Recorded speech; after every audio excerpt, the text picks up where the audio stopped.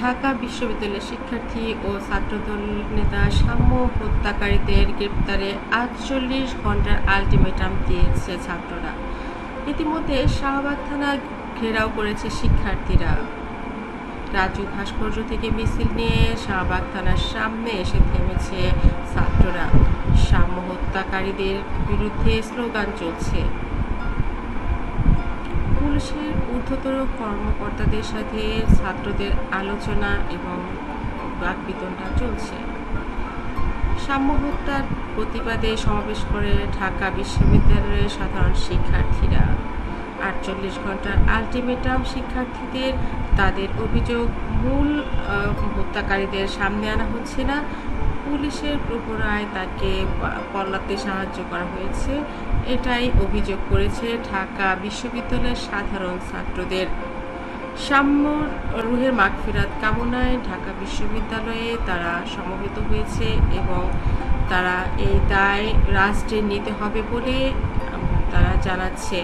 তারা বলছে মোট ৫ জন আসামি ছিল, সেখান থেকে কেন ২ জনকে গ্রেপ্তার করা হলো।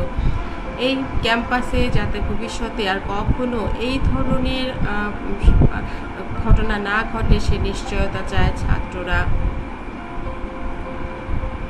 দেশে মুরগির ডিম এবং ব্রয়লার মুরগি এগুলোর দাম ওঠানামা করছে, স্ট্যাবল নেই, এগুলো নিয়েও তারা কথা বলছেন।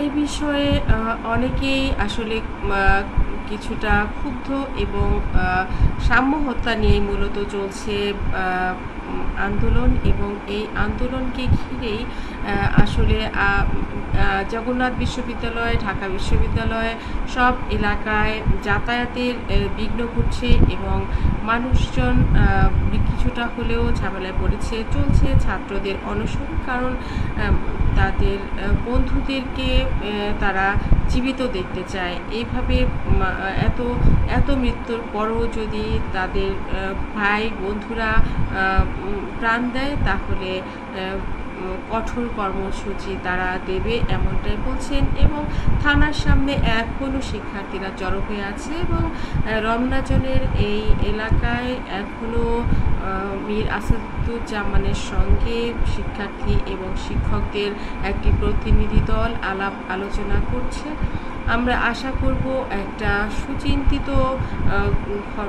গঠনমূলক একটা সিদ্ধান্ত নেওয়া হবে। এখানে অনেকেই বলছেন অর্থের লেনদেন হয়েছে, রাজনৈতিক সংশ্লিষ্টতার কারণেই মূল আসামিদের ছেড়ে দেওয়া হয়েছে, এমনটাই বলছেন।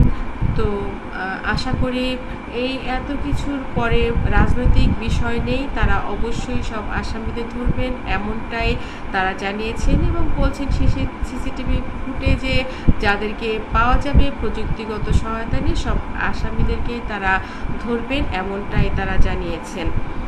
বন্ধুরা, আপনারা শুনছিলেন দুপুরের এই সংবাদ। আশা করি আপনাদের মন্তব্য কমেন্ট বক্সে আপনারা জানাবেন। ধন্যবাদ আবারও সবাইকে।